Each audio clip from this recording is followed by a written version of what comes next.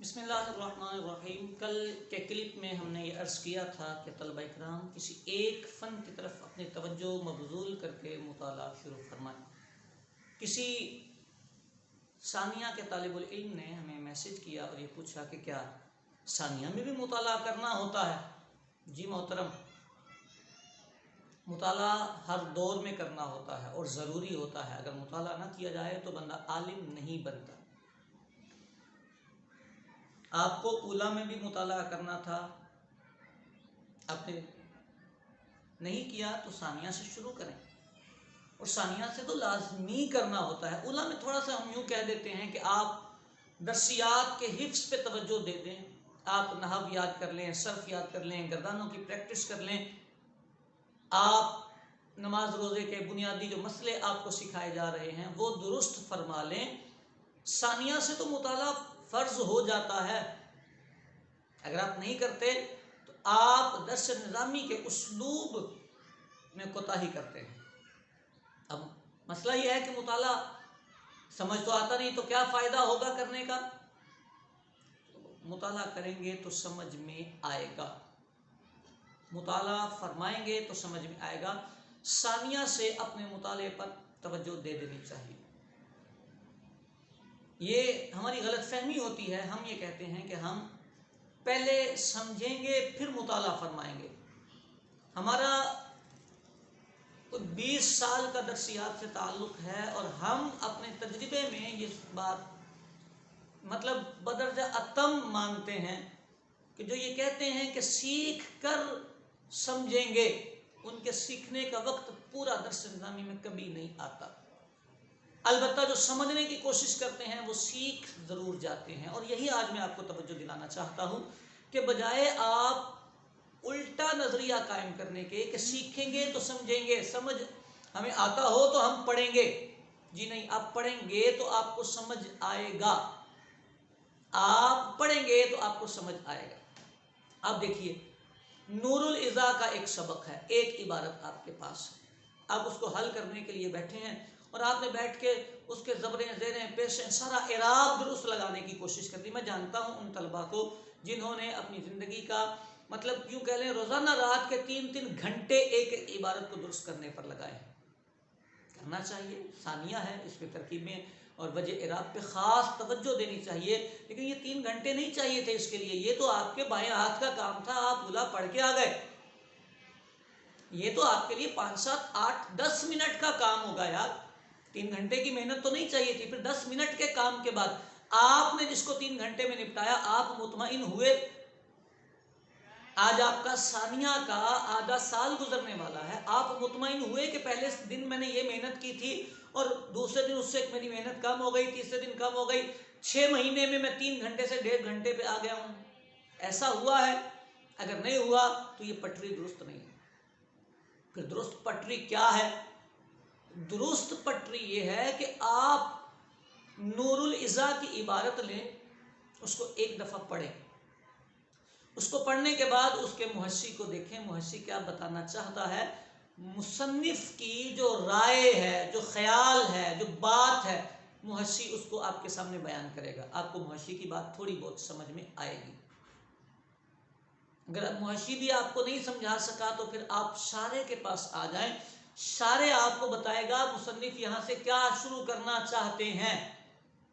جب شارح آپ کو بات بتائے گا نا تو آپ کے ذہن میں کانسیپٹ آئے گا، مفہوم آئے گا۔ جب آپ کے ذہن میں بات کا مفہوم آئے گا تو اب آپ نور العزا کی طرف آئیں، اس عبارت کو دوبارہ دیکھیں تو اب وہ کتاب آپ سے کچھ باتیں کرے گی، بتائے گی کہ یہ والا مسئلہ بیان ہوا ہے۔ جب مسئلہ آپ کے سامنے آ جائے گا، 3 منٹ، 3 گھنٹے نہیں، صرف 3 منٹ آپ اعراب پہ توجہ دے کے دیکھ لیں، آپ کا فاعل مفعول، آپ کا جار مجرور سب کچھ کلیئر ہو جائے گا، آپ کا اعراب درست ہو جائے گا۔ اچھا، میں یہ بات یہ نہیں کہہ رہا کہ پہلے دن ہی ایسا ہو جائے گا، پہلے دن تو آپ کو شارح کا مزاج بھی سمجھ میں آنا تھوڑا سا مشکل ہوگا نا۔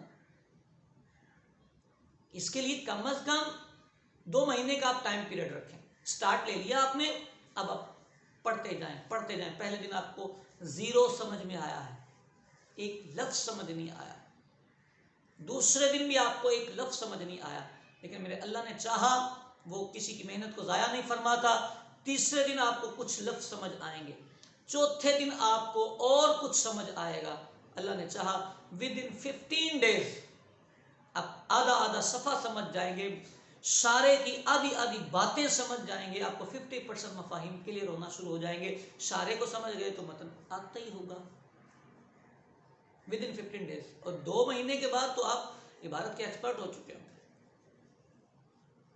تو یہاں تک کی جو گفتگو کا محور ہے، آپ کو مطالعہ کرنا چاہیے۔ اب مسئلہ یہ ہے کہ کتنا، اتنا جتنے آپ بڑے عالم بننا چاہتے ہیں۔ اب چھوٹا موٹا میری طرح کا بننا چاہتے ہیں تو چھوٹا سا مطالعہ فرما لیں، آپ خالی حاشیہ پڑھ لیں اور اس کتاب کی کوئی ایک شرح پڑھ لیں۔ اور اگر آپ علامۃ الدہر بننا چاہتے ہیں تو پھر تو آپ جو کتاب پڑھ رہے ہیں اس کے متعلقہ 1 پڑھیں، 2 پڑھیں، 3 پڑھیں، 4 پڑھیں، 10 پڑھیں، 20 پڑھیں، جتنا آپ کا وقت آپ کو گنجائش دیتا ہے آپ اتنا مطالعہ فرما جائیں۔ اس بات کو آپ چھوڑ دیں کہ آپ کو سمجھ نہیں آ رہا، آپ کو آئے گا سمجھ میں، یار بھائی سمجھ کے، استاد سمجھ کے بات رکھ لیں، نہ سمجھ آئے تو مجھے میسج کر دیں، پیسے واپس، آپ کو سمجھ آئے گا، لیکن وقت کے ساتھ۔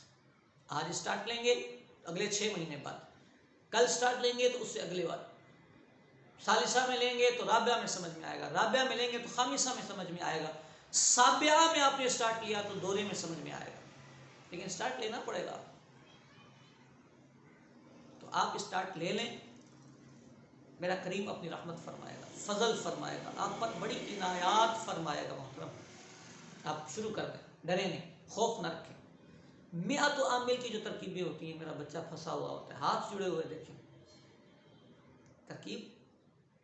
ترکیب کوئی مشکل چیز نہیں ہے، ایپلیمنٹ ہے آپ کے صرف و نحو کا۔ آپ پھنسے ہوئے ہوتے ہیں، پھنستے آپ اسی لیے ہیں، آپ اس کو سوچتے نہیں ہیں، آپ کو مفہوم ہی نہیں پتا ہوتا۔ بلکہ میں بعض مدرسین کی بارگاہ میں ہاتھ جوڑ کے عرض کروں گا، بورڈ پہ ترکیب کا نقشہ کروانے کی بجائے پہلے مسئلہ سمجھائیں بچے کو کہ بیٹا یہ بات لکھی ہے، پھر اس بات کے فاعل مفعول آپ سوال کر کے بچے سے پوچھیں۔ با الصاق کے لیے ہے، آپ نہیں بولا تو آپ بچے سے پوچھے تو صحیح، یار یہ اردو کا ایک جملہ ہے، زید فی الدار آپ پڑھ کے آئے ہو، اس جملے میں اور اس جملے میں کوئی فرق نظر آتا ہے آپ کو؟ آپ نے بچے کو پھنسایا ہوا ہے، ترکیب بڑی مشکل ہوتی ہے، با یہ الصاق کو کیسے جوڑنا ہے، تو لام کو کہاں لینا ہے، تو وہ ظرف مستقر کیا ہوتا ہے، مفہوم سمجھا دیں، بچہ ترکیبیں کرنے پہ آ جائے گا۔ تو یوں مطالعہ کروائیں، حاشیہ پڑھوائیں بچے سے، اور حاشیہ پڑھوانے کے بعد ترکیبوں پہ ثانیہ میں فل زور دیں، وجہ اعراب ان کا کلیئر کروائیں، رٹوائیں ان سے، بات بات پہ یہ وجہ اعراب بولیں۔ اور میرے طلبہ بھی ضرور اس بات پہ توجہ دیں، مطالعے کا میری طرف یہ بات نہیں منسوخ کرنی کہ میں نے یہ کہا ہے کہ عبارتیں درست نہیں کرنی، میں نے کہا ہے کہ مطالعہ لازم کرنا ہے، عبارتیں لازمی درست ہو جائیں گی، مطالعے پہ توجہ دیں۔ اب ایک بات یہ کہ اگر مطالعہ کرتے ہیں تو عبارتیں یا سبق رہ جاتا ہے، ایسا نہیں ہو سکتا، یہ صرف خیال ہوتا ہے، غلط فہمی ہوتی ہے، اور ان احباب کا یہ جملہ ہوتا ہے جو خود مطالعہ نہیں فرماتے۔ جو احباب کثیر المطالعہ ہوتے ہیں وہ اس بات کو بخوبی جانتے ہیں کہ مطالعہ کرنے والے کا سبق کبھی نہیں رہتا۔ مطالعہ کرنے، ہاں عربی مطالعہ کرتا ہو، اردو والی کرنے والے کا رہ جاتا ہے، وہ بیچارہ اردو سے دیکھ کے آتا ہے، اردو والے تو اپنی اپنی مرضی پیش کر رہے ہوتے ہیں، درسیات کا ہمارا مطلب، میں نے کہا نا 20 سال کا واہ پڑا ہوا ہے ان سے، درسیات میں جو اردو والی ملتی ہیں ہر بندہ اپنی رائے پیش کر رہا ہوتا ہے، آپ کے استاد کا مزاج کیا ہے یہ آپ جانتے ہیں، اس اردو والے کو نہیں پتا، آپ اردو والی پڑھ کے بیٹھے ہیں، استاد آپ کی تقریر کر رہا ہے تو آپ کی اور اس اردو والے کی میچنگ نہیں ہوگی، آپ کو مفاہیم کلیئر نہیں ہوں گے، اس لیے خصوصاً توجہ دیں۔ اور میں عرض کرنے لگا تھا کہ مطالعہ کیا کرنا ہوتا ہے، جس طالب العلم کی عبارت اچھی ہو چکی ہو، فہم مسئلہ اس کا اچھا ہو چکا ہو، وہ جو مرضی مطالعہ فرمائے، جس کی وہ ضرورت سمجھے اس کا مطالعہ کرے، اور جنہیں ایسا لگتا ہے کہ ان کی عبارت میں کچھ کمی ہے، فہم کچھ کمزور ہے، انہیں چاہیے کہ اپنی درسیات سے متعلقہ مطالعے میں وسعت پیدا کریں۔ مطالعے کا مطلب کیا ہوتا ہے؟ مطالعے کا مطلب یہ ہے کہ آپ نور الازا پڑھ رہے ہیں تو اس کے ساتھ حاشیہ پڑھیں، مراقی پڑھیں، تحتاوی پڑھیں، امداد پڑھیں۔ ہدایت النحو پڑھ رہے ہیں تو اس کے ساتھ حاشیہ پڑھیں، درایت النحو پڑھیں. میعت عامل پڑھ رہے ہیں تو اس کے ساتھ آپ حاشیہ پڑھیں. مراح الاربع شروع ہوئی تو اس کے ساتھ آپ مراح کی کوئی شرح پڑھ لیں اور حاشیہ پڑھ لیں. یہ متعلقہ ہے. قدوری کے ساتھ آپ لباب پڑھیں، جوہرہ پڑھیں. کافیہ کے ساتھ آپ سنبٹ پڑھیں، غایت التحقیق پڑھیں، آپ صافیہ پڑھیں، آپ جامی پڑھیں. شاشی کے ساتھ فصول الحواشی پڑھیں. فقہ میں جو چیپٹر شروع ہوا وہ پڑھیں. ہمارے ہاں غلطی کیا ہوتی ہے؟ میرے بچے کی نور الرضا آج کی تاریخ میں سبق پہنچ چکا ہے شرائط الصلاۃ پہ. آج اس کو ہم نے میسج دیا کہ بیٹا مطالعہ کرنا چاہیے. وہ جا کے مارکیٹ سے امداد الفتح خرید کے لے آیا، پڑھنا شروع کیا. کہاں سے شروع کیا اس نے کتاب الطہارہ ابتدا سے شروع کر دی. میچ نہیں ہے، اس کو پڑھنا تھا کتاب الصلاۃ. پیچھے جو چھوٹ گیا اس کو ابھی چھوڑ ہی دیں. اللہ نے وقت دیا، فرصت دی، تو کبھی اس کو چھٹیوں میں اس کا مطالعہ فرما لیے گا. لیکن جو سبق آپ کا کرنٹلی چل رہا ہے اس کو آپ پڑھیں. کتاب الصلاۃ آپ نے نور الرضا سے شروع کی، وہی آپ نے حاشیے سے پڑھ لیا، وہی آپ نے امداد الفتح سے پڑھ لیا، وہی مقام آپ نے طحطاوی سے پڑھ لیا. وقت بچے گا، مطالعہ کثیر ہو جائے گا. ہدایت النحو کے ساتھ بھی ایسا ہی ہے. جو سبق آپ کا چل رہا ہے آپ اس کا مطالعہ فرمائیں. اس سے آپ کا وقت بھی بچتا ہے اور رسوخ بھی ہوتا ہے. استاد کی بات بھی جلدی سمجھ میں آتی ہے.